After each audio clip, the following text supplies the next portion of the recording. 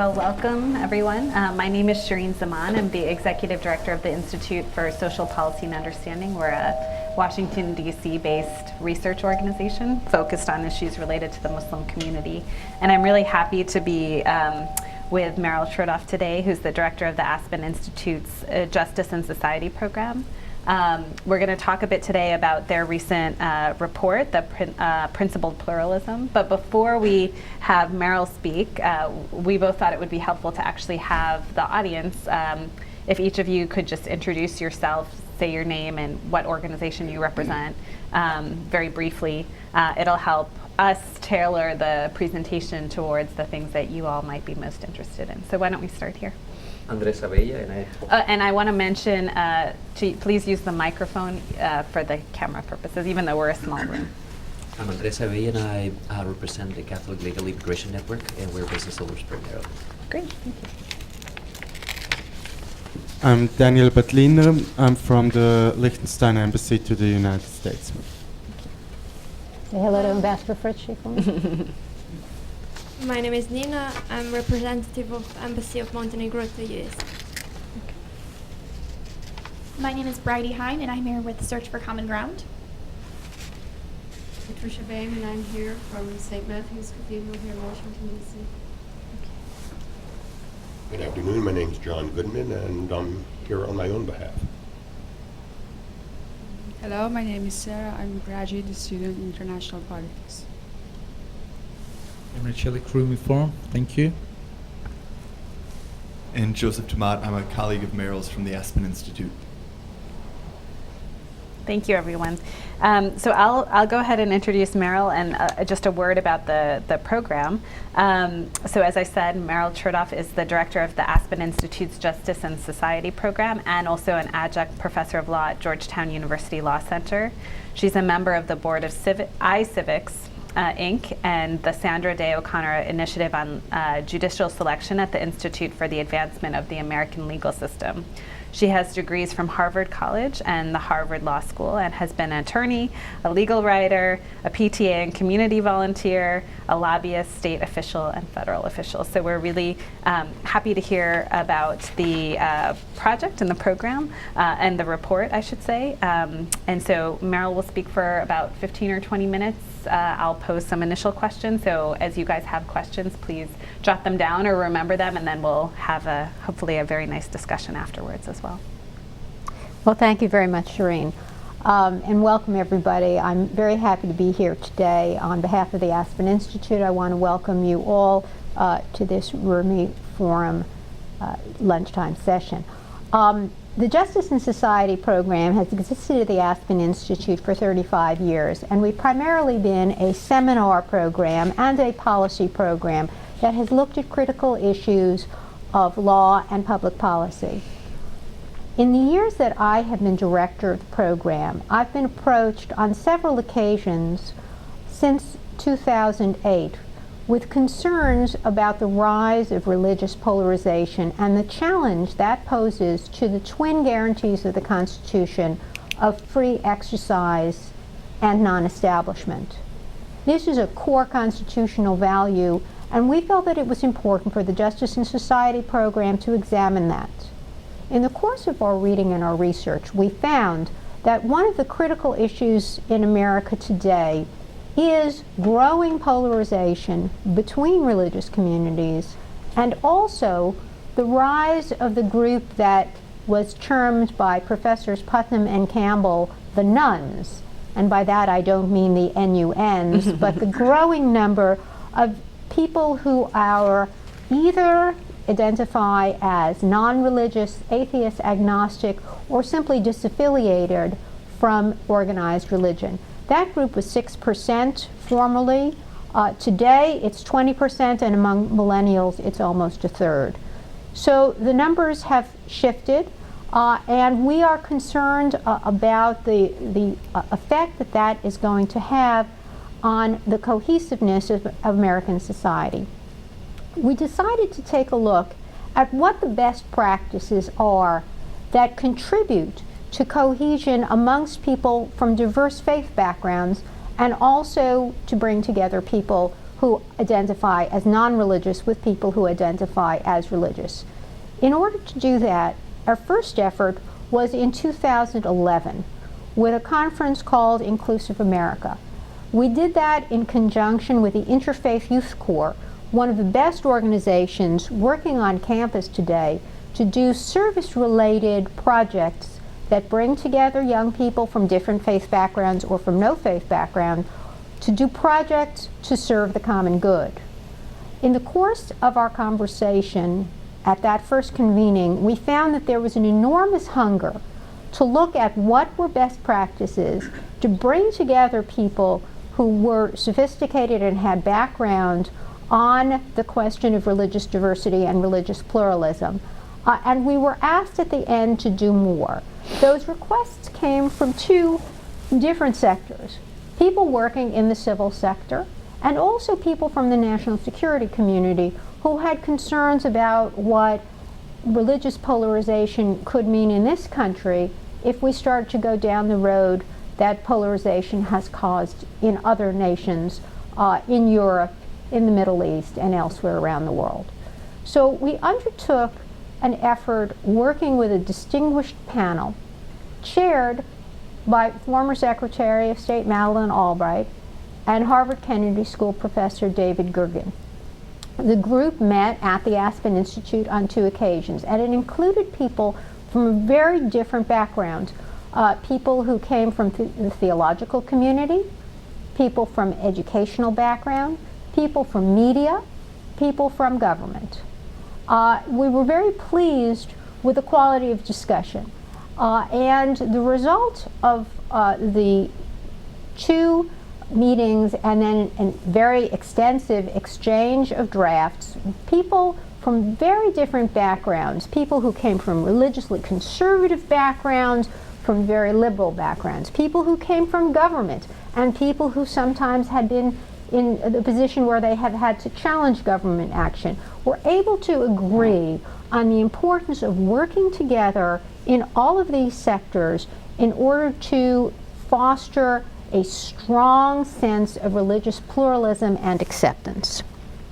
In fall of, in 2013, we published our report.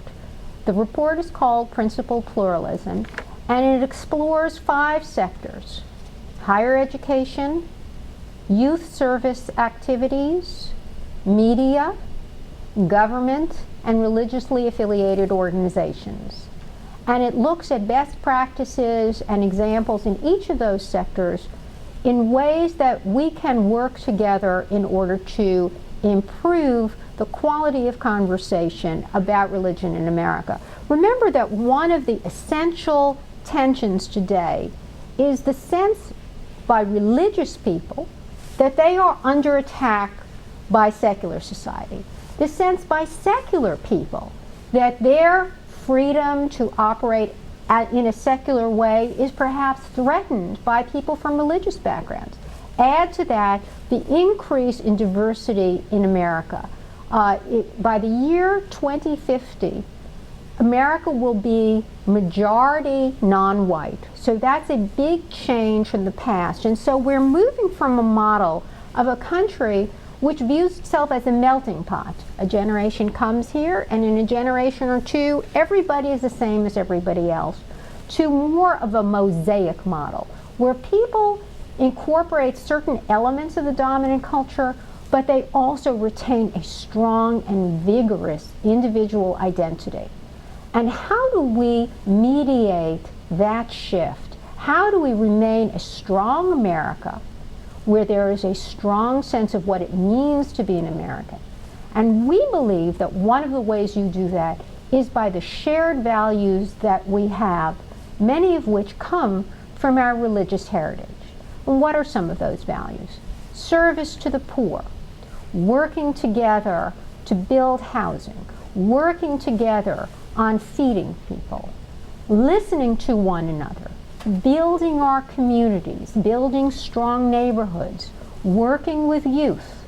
All of those are elements of service around the common good that we can bring our religious values, or if we are non-religious, our ethical values to, and work together on these types of projects. And what does that do? In addition to the very obvious benefits of creating a stronger community, it also starts a conversation. And it contributes to something that Professor Putnam and Campbell termed the my pal Al phenomenon. What's my pal Al? Well, if I have a pal named Al, Al comes from a different background than me, a different faith background or a bit different cultural background, and I know Al. Al's a great guy. That's going to cause me to have a reduced level of suspicion and bias, not only about Al's background or people from Al's faith background, but also people from different backgrounds more generally. And so the my pal Al phenomenon is one of the things that we want to foster in all of these sectors. So, Professor Gergen and Secretary Albright talked about key challenges. Gergen speaks about the problem of e pluribus unum, and the fact that sometimes in the United States there's more pluribus than unum. So how do we work together in order to create that unum? And the growing religious diversity poses a threat to social cohesion and robust civic engagement here in the U.S. We need to work to overcome that. Professor Albright has spoken about how, Secretary Albright has spoken about how religion in other parts of the world has fueled sectarian conflict, and yet here in the United States, religion has not. So what is it that makes America unique, and how can we continue to be unique? So how do we work together towards a strong and pluralistic society?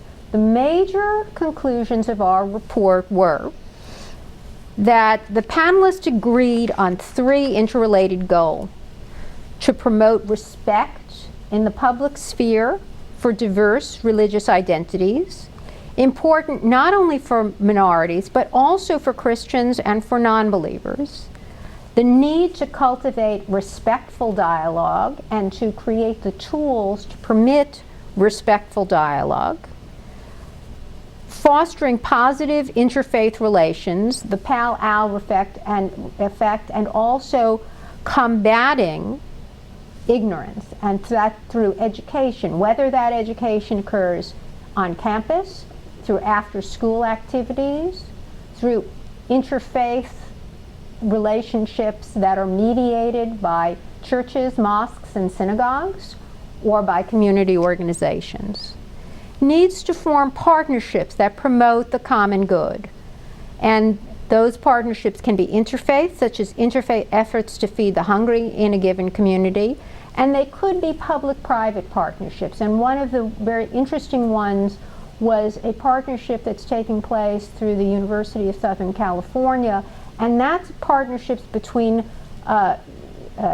churches, mosques, and synagogues and government to do disaster relief and to do disaster preparedness. And it's not an effort to have the faith community engage with the government so much as the faith community becomes a place that can be a staging area in the event of disaster to distribute supplies, to distribute food, and the reason that's being done is because so many people in times of disaster look to their churches, to their synagogues, to their mosques as a place of refuge. And so that creates, again, a positive partnership. And why is that one so great? Because one of the problems sometimes has been that in minority communities there has been distrust of government. So this is a good way to build partnerships between faith communities and the government, because honestly there have been times when the government has not been viewed in a positive way in faith communities, and so this is a way of building that kind of trust. It's the trust relationships, whether the trust relationship is between government and community groups, whether it is between individual faith organizations, or whether it's between individuals. It's so important, because once you build those personal relationships. And Imam Majid, who was one of the people on our panel, he spoke about that in such an impressive and moving way in the breakout groups about religiously affiliated organizations, how important it is to build those personal relationships between people who are leaders in their faith communities. And if you start that relationship, that means that he can pick up the phone to his counterpart from another faith, they can pick up the phone to him, and then you start to build that kind of network that's so essential to help us be resilient when something bad happens. And as we have seen, bad things do happen. And it's very important when those things happen that people from the different faith communities, or people who believe themselves to be outside the faith community but ethical people, are able to come together and say, no, we are the majority. We are the vast majority, and there are only a few people who are outside, and we universally condemn those bad actors. And that builds a vigorous America. That's one of the things that has always been unique about America, is our ability to come together in times of crisis, our ability to work together in communities.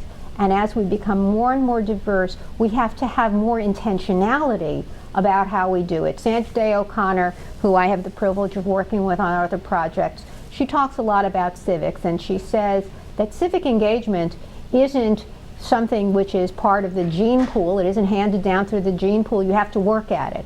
Well, that's true of this as well. That kind of religious pluralism, it isn't just something that we inherited from the framers of the Constitution, who so wisely put in those guarantees in the First Amendment. Each generation has to work at making that a reality based on the historical facts that prevail in the situation that we're born into. So with that, Shireen, maybe there are a few things that... Yeah. No, I definitely thank you, Meryl, for that sort of overview of all of the different aspects of the report. I wanted to go ahead and jump in, and I hope all of you are thinking of questions. We very much want this to be a dialogue. So one of the things that you talked about was sort of government engagement on these questions, and I'm interested from your panel and also your own personal experience on these issues, how do we, on the one hand, sort of build these types of partnerships that you spoke about that can help to build trust and build relationships between government and faith communities, but how do we also kind of understand, especially in the US, there's some very sort of, and maybe you can share a little bit about sort of some of the sort of lines that we have around government involvement in faith practice in the U.S.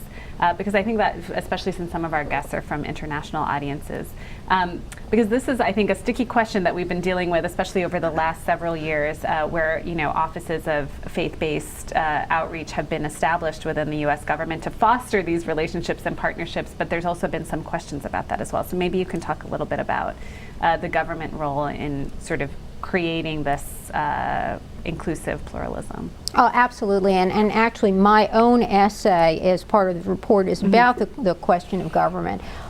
So, the sort of the prevailing principle is the government sort of stays out, certainly stays out of the exercise of religion, and government has, for the most part, been pretty good about that, but not always, and there have been some, in that particular areas, there have been some missteps made. So with respect to that, it's essential that government officials get really good training on cultural sensitivity, on how not to be in where they don't belong, and on how to do appropriate and respectful outreach that engages communities. So that's, I think, one thing that's critical. Government, for the most part, doesn't have any business being inside religious institutions. But by the same token, government can play a supportive role. For example, there have been some very good government trainings. One of them has taken place in Virginia to help to educate communities about dangers from the internet. And those have been all kinds of dangers to kids from online predators. dangers from recruitment by negative organizations, teaching internet awareness, what you call internet hygiene, which is how to be careful on the internet as you would in personal relationships. Yeah. So that's something that government can play a positive role in contributing to. Another thing that government can do is something that we've seen through some of the White House partnerships, which is to provide support to things that grow out of communities themselves, to provide that backstopping, potentially as a source of grant funding, to encourage the kinds of robust community efforts which are launched by the communities themselves, and to provide support for that as we would provide support for any other youth programs or educational programs that will be helpful to community, and to do it on a neutral basis. And that's another way that government can be helpful. So government does have a role to play. And then finally, and this is really, really important in terms of minority faith communities, it's really important for us to have a government that looks like America. Yep. So it's very important that communities that perhaps in home countries there has been some concern about having youth go into law enforcement or into government positions, for people to feel that here in America, that's something that's really admirable. And to have our government look more like America, to have cultural sensitivity, language skills, family backgrounds where people really understand all the challenges that face our particularly recent arrivals to this country. And I can't emphasize that enough. That is so important, to the extent that we do have a TV audience. If you are considering a career, if your kids are talking about government service, please encourage them to do that. I mean, that is something that is enormously important. If we look, for example, at the Border Patrol and how important it was to have a Latino presence in the Border Patrol, to have faces that look like the faces of the people who are dealing with the Border Patrol, that has been enormous help in terms of creating the kinds of sensitivities that are necessary to really do the job that we need to do in a sensitive and appropriate way. So that's just one example, and there are many more. I just want to underscore that too. I mean, I work with a lot of people, of course, particularly in the Muslim community, and we talk about sort of how do you make change. And there's, of course, a very important role for civil society and sort of pushing for change from the outside. But I think the type of change that you can make on some of the actions or policies of government from the inside is, even that much more important. So I just want to underscore that point that you made. I think another thing that I found really interesting in the report, and maybe we can talk a bit more about sort of the challenges and the opportunities that this presents, is, of course, you talked about the shifting demographics of the U.S. and the sort of move to a majority-minority country. And even with our increasing diversity, the other thing that I think is pretty unique about the U.S. is that it's also, you talked about sort of this 30% that is non-religiously affiliated, but for those who are religiously affiliated, people are pretty strongly faith practicing. We're highly religious in terms of practicing our faiths for those of us that identify with faith. And so one of the things I know one of the essays touched on is, how do we avoid the sort of isolationism that we may want to tend to move towards and move towards engagement. And part of that is stating the value proposition for engagement, right? In some ways, it's much easier for us to interact within our own communities or to have dialogue within our own communities. But how, and I think some of the projects that you highlighted looked at this, how do you kind of make the case for why engagement is important and create sort of natural platforms for that to happen? Well, that's a really good question, Shireen. And this has been a challenge really throughout our history. In each generation, when a new community arrives, the older people want to keep the kids tight, The kids may want to go out and interact more. I mean, that is an age-old challenge. And what's the value proposition? Well, we're an increasingly flat world, an increasingly diverse society. If young people don't engage in person, they're going to engage in some ways on the internet or electronically. Life is with people. And so from our perspective, while you want to have a very vigorous and tight-knit community, it's also important to allow your young people to get out into the world. And that doesn't, I mean, you know, to some degree, God needs to have a good publicist at home. But to some degree also you have to hold those kids close, but you also have to give them wings to get out. And that's a tension, that's a very individual tension that goes on in every family and in every community. How tight do you hold your young people and how much do you let them out into the world? But there's inevitability in our society today that young people will be out in the world, and we want them to engage in a way that is a productive way to do it. And so one of the things that we're talking about is in these safe spaces, in after-school spaces, in university spaces, which is the first time that a lot of young people do try their wings. Even young people who have been in very sheltered environment when they're young, and then they go off to college. Sometimes when they go off to college, it's the first time that they meet somebody from a background that is different than their own. And then how do you mediate that? So one of the things that we've talked about in the report in terms of university commitments is for the universities to have a commitment to teach about religious diversity in a positive way. To make that, for example, every young person who goes off to college, there's a freshman week. They do all kinds of sensitivity training in freshman week. Well, part of that should be a sensitivity about religious diversity, and to encourage young people to explore the richness of that, always retaining a sense of their roots and a sense of who they are, but also understanding who other people are. And at least my personal experience, and I think for many other people that I have spoken to, the more I have engaged with others, the more I have understood the value of where I come from. So it can be a very positive experience for young people.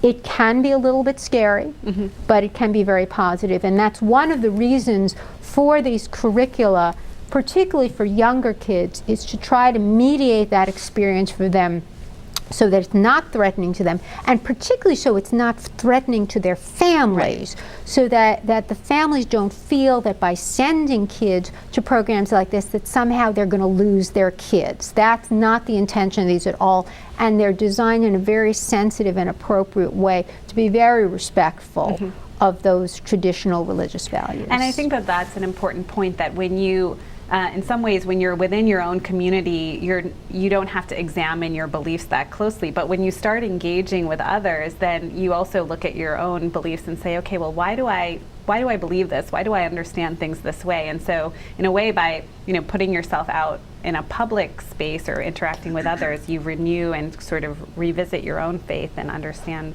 things much more closely. I'm going to turn to the group in 1 minute, but I have a few more questions.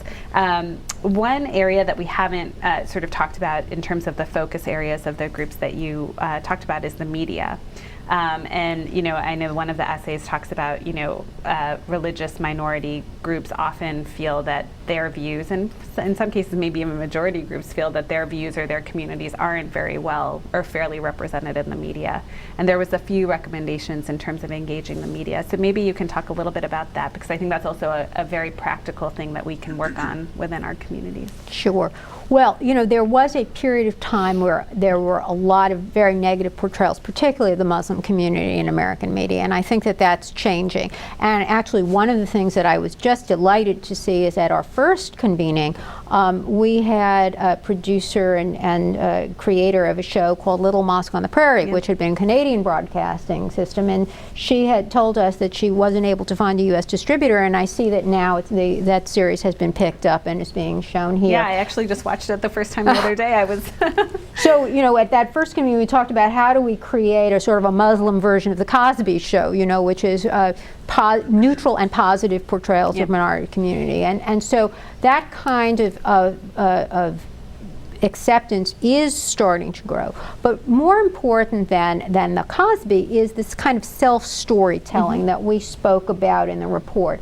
And that is to provide spaces for people to speak about their own experience. And we're seeing more and more, because of the number of online sites, the CNN iReports is one of the things that we focused on, various kinds of opportunities to post your story online, to tell your own stories, more and more support for fiction or for documentary coming from minority communities. And this is very positive in two ways.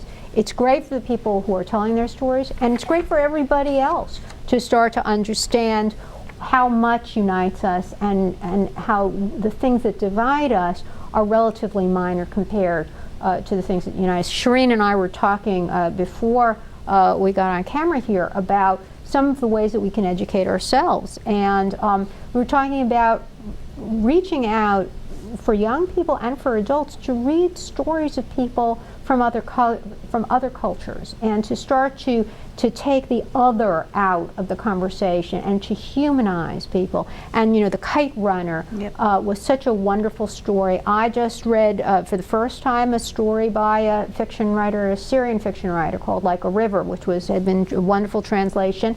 And I personally had never had exposure to the lived life of Syrian young people. So these were very interesting experiences for me as an adult. Imagine, with the sponge-like attributes of young people, reading stories and having a more diverse curriculum, understanding people from different faith backgrounds, from different cultural backgrounds, from around the world. More of that would enable them to come to their lived life with a more open-minded perspective. So that's another thing which I think is enormously helpful. Obviously, to the extent, and you know, we talked about government, that this can be supported by government, in exchanges, second-track diplomacy is enormously helpful as well. It's wonderful when kids come to a U.S. classroom, you know, maybe in a place that is not tremendously diverse, who come from a very different background, you know, and it's an enormous learning experience for people in that community. And, you know, we should also make an effort to get our young people to go abroad. And obviously those are expensive types of programs, but the dividends are enormous, and we don't invest enough in those kinds of programs. That's tremendously helpful, and that's why something like the Rumi Forum and the work that's being done by this organization is so tremendously valuable, with taking people who have not been to Turkey, for example, to Turkey, bringing Turkish young people here to the United States. Tremendously valuable to help to foster that kind of understanding and breadth of vision. And I think also the online space and social media has been able to sort of open up a whole new world, so we can hear, you know, directly, literally hear voices from around the world. I mean, you know, in lieu of being able to be there ourselves, sort of the idea of being able to interact online or hear stories or read stories from people around the globe is pretty exciting. Any questions from the group? Again, yes, please. I have a we should have the microphone. Yeah. Thank you. Thank you. I haven't had the chance to read the report yet, so maybe it's here, and if it's not, it's an opportunity to go into that. I'm curious about, beyond the church, the synagogue, mosque, what would be the role of religious-based organizations in fostering this climate of dialogue, of integration in this new America? Well, you know, I see you're from the Legal Immigration Network. So one of our distinguished panel members is Jim Wallace from Sojourners, and Sojourners and other religious organizations have been tremendously involved with the Welcome the Stranger campaign. And the Welcome the Stranger campaign is a new partnership which brings together people from the religious community, people from law enforcement. Let's see, it was Bibles, badges, and business, I think. That was those three legs. So from the business community as well, in favor of comprehensive immigration reform. So more than building a house or doing a food drive, I mean, these are the kinds of large social challenges. And one of the things that was so interesting about this, I mean, the immigration bill did manage to get through one of the houses of Congress, in part because of a new coalition. Comprehensive immigration had been tried before without success, but because there was a contribution from the evangelical community that had not gotten involved with it before, they were able to touch members of Congress who they had not been persuaded before. So that can be very powerful. Now, of course, that's a two-edged sword. You know, the combination of religion and politics has been very negative in other parts of the world. And so it's a value-laden thing to say, yes, using it for comprehensive immigration is a good thing because it can be used for comprehensive immigration reform, which is a value I think that everybody in this room would agree on. But then you also have to be concerned about what about religious efforts to do things that you and I would agree are not positive. So we do have to be careful when we do that we focus on topics where there is really a shared ethical value. And of course, welcome the stranger is the biblical notion that you want to be welcoming to those who come from other backgrounds. So it can be a very positive and very powerful political force, but it's also one that we need to be cautious about how we employ. Other questions? How about from some of our visitors from the embassies? Can I ask a question? Yes, I was going to Sure. say. So I have a question for those of you who've come to us from the international community. What efforts are being made in your countries? In Europe, I know there's enormous cultural diversity now. What efforts are being made to engage minority religious groups in countries that have a history of having religious parties, where there may be a social democratic party or sometimes very conservatively religious-based parties? How do you engage with people from other faiths who are coming to your countries?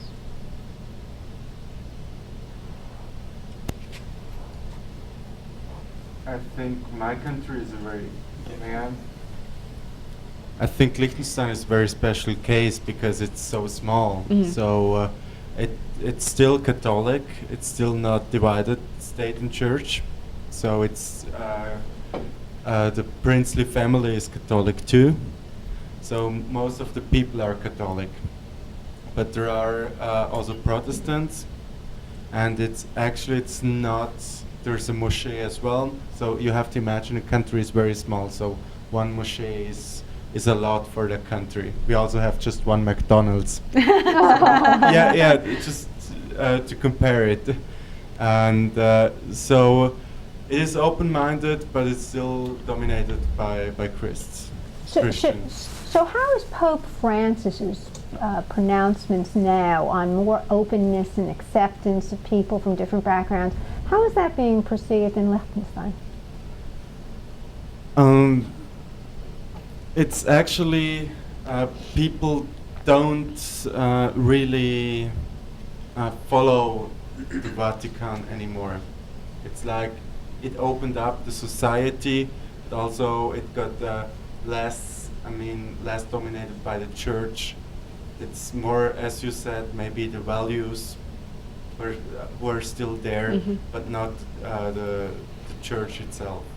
Maybe I'm contradicting myself. I'm sorry if I do, but it's not like if most of the people are Catholics. It's not like they're really radical Catholics. It's just opening up, so they're all coming together. The same about the parties. Hmm. So, enough about Liechtenstein. So I come from Montenegro.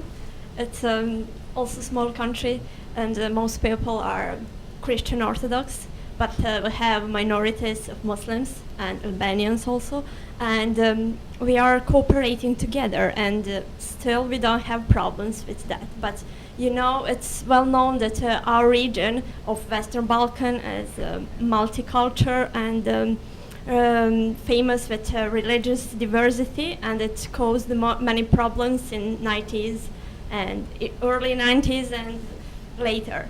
So it could be my question for you. What is your advice? What is your opinion? What we should do to solve that problem?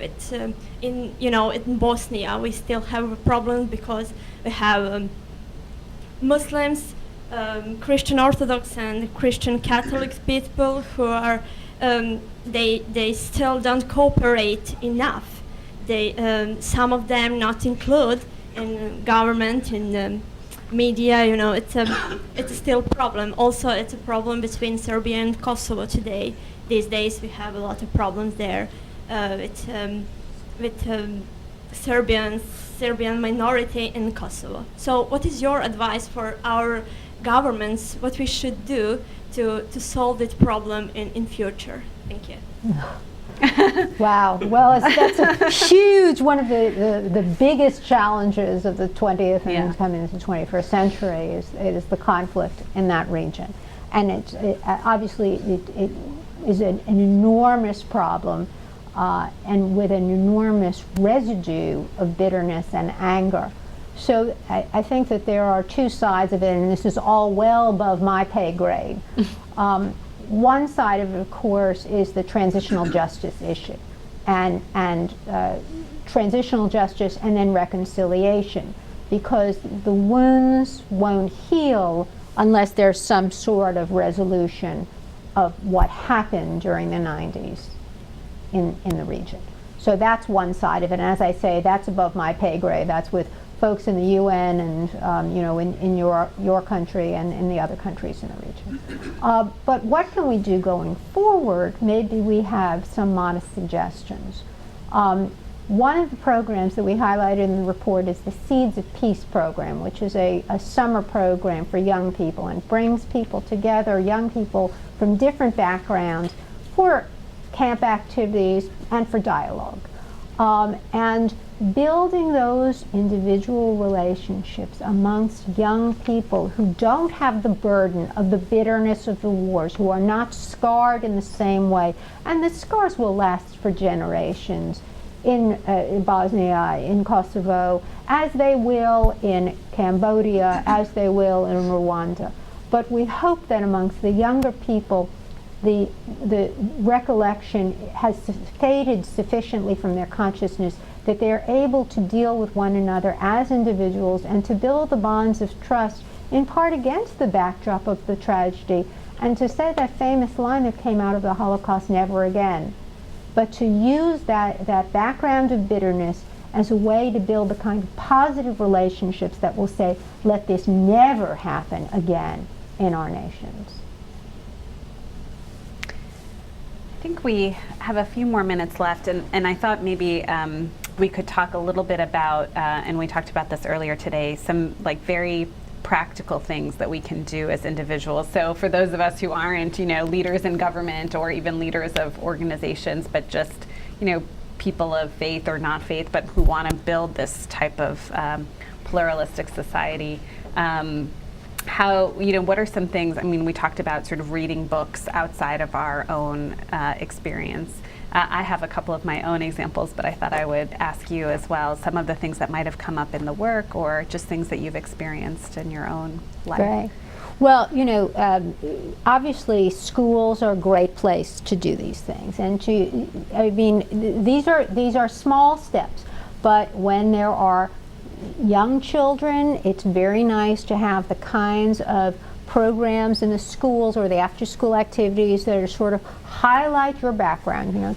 Do a little something. You bring your food in, you tell stories about what your family does, what holidays your family celebrates.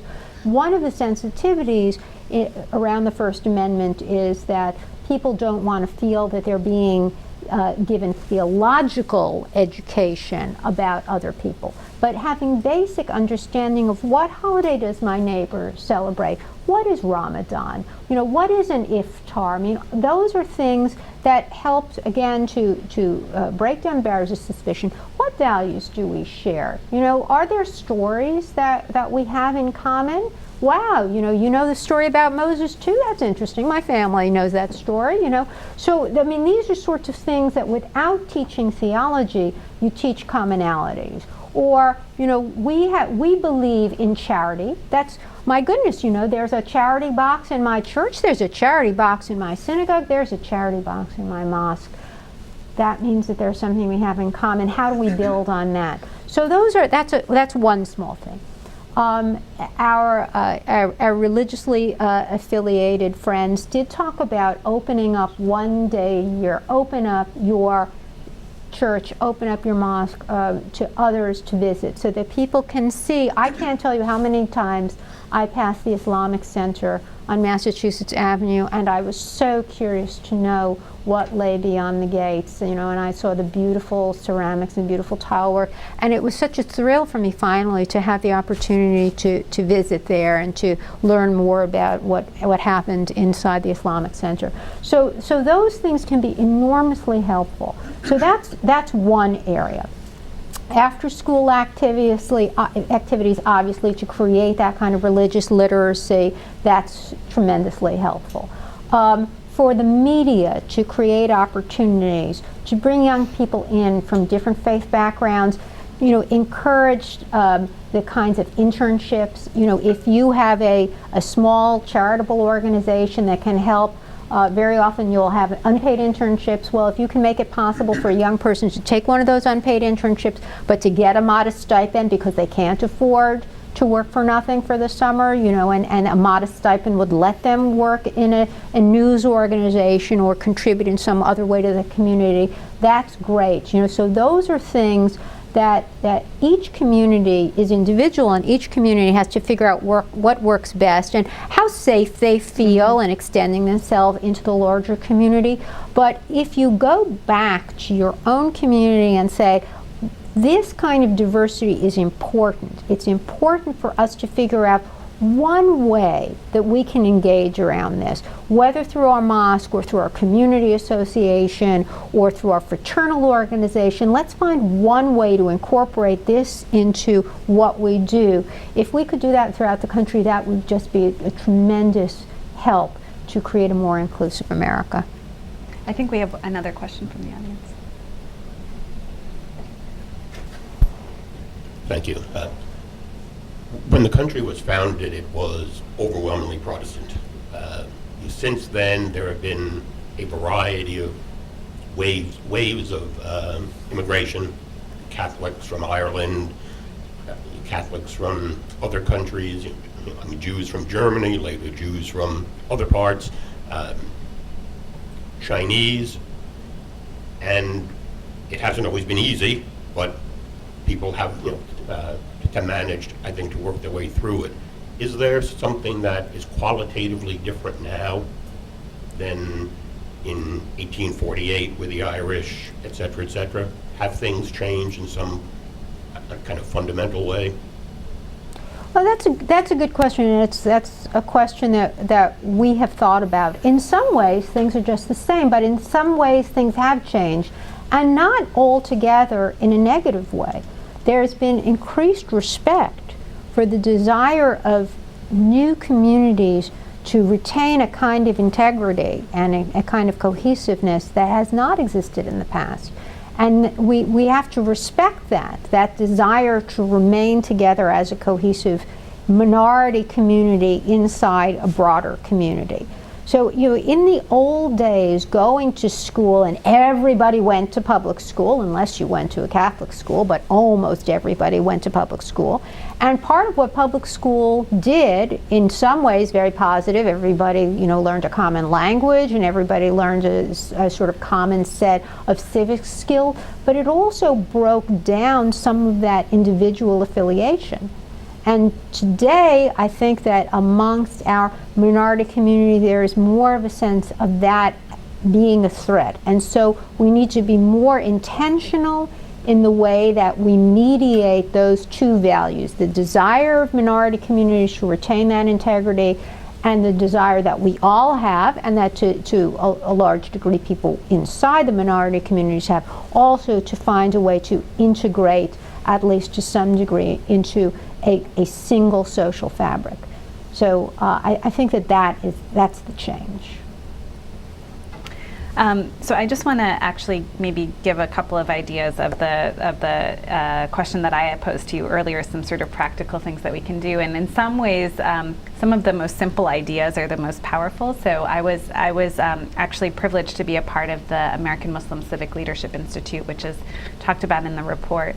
And one of my colleagues in that group started a project where she talked to her neighbor. So it's called My Fellow Neighbor.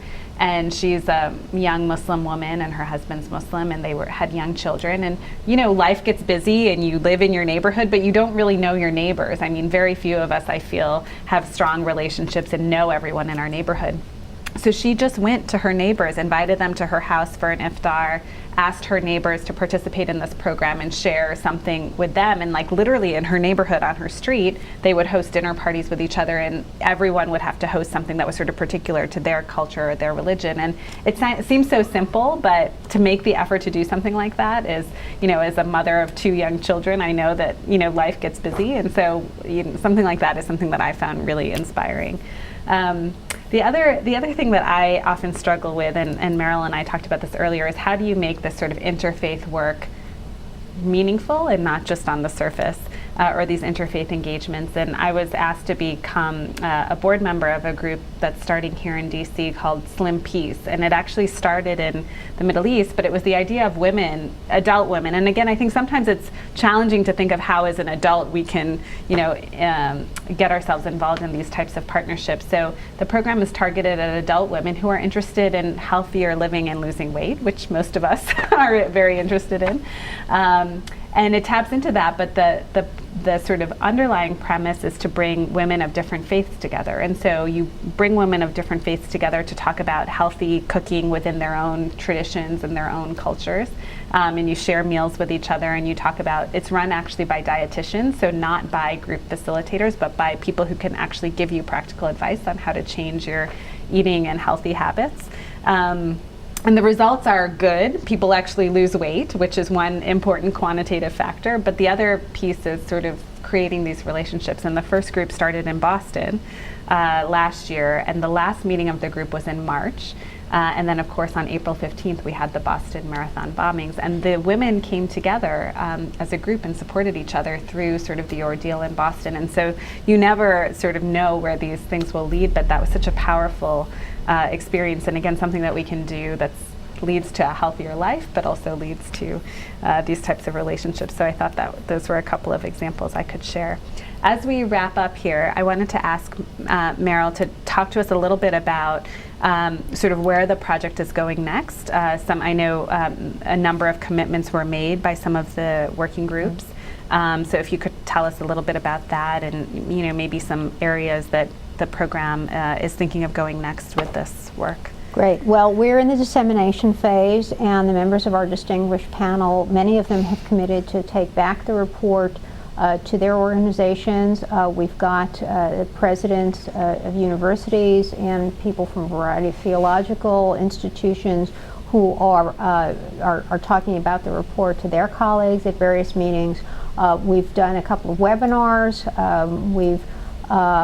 We are particularly excited that we have 2 of our distinguished panelists, one who is the head of the national YMCAs, and another who is from the Boys and Girls Clubs of the U.S. And those are youth service organizations that touch the lives of hundreds of thousands of kids across the country. And they have the kids in those critical hours between 3 p.m. and whether it's 6 or 7 or 9, where an adult caretaker comes to bring them home. So that's a critical time outside of school, but when very important formative things happen. And they have committed to explore the idea of doing a module, which will be an interfaith education module that can be utilized at WISE and Boys and Girls Clubs in order to educate young people about religious diversity, and we are working on the development of that with them. We're going to be going to Chicago to work on that. We have our partners in the Interfaith Youth Corps who've done such a wonderful job on campus, who are going to provide some of their expertise on doing that, and that's a very exciting partnership. For young people who are not bound to colleges and university, they are in large measure at risk more for bias than for young people who are at colleges and universities who have those natural interactions. So it's particularly important to touch young people who may never make it to a university campus and to try to share those values of diversity and inclusion with them. So we're particularly excited about the potential of the work with the Wise and the Boys and Girls Club. Great. Unless there's any final questions, I think we'll wrap up. So thank you, Meryl, for a great presentation and a very interesting discussion. Thank you to all of you, and thank you to the Rumi Forum for hosting us. Thanks to the Rumi Forum, to Emery, to Jenna, and to Rasit for their support of this.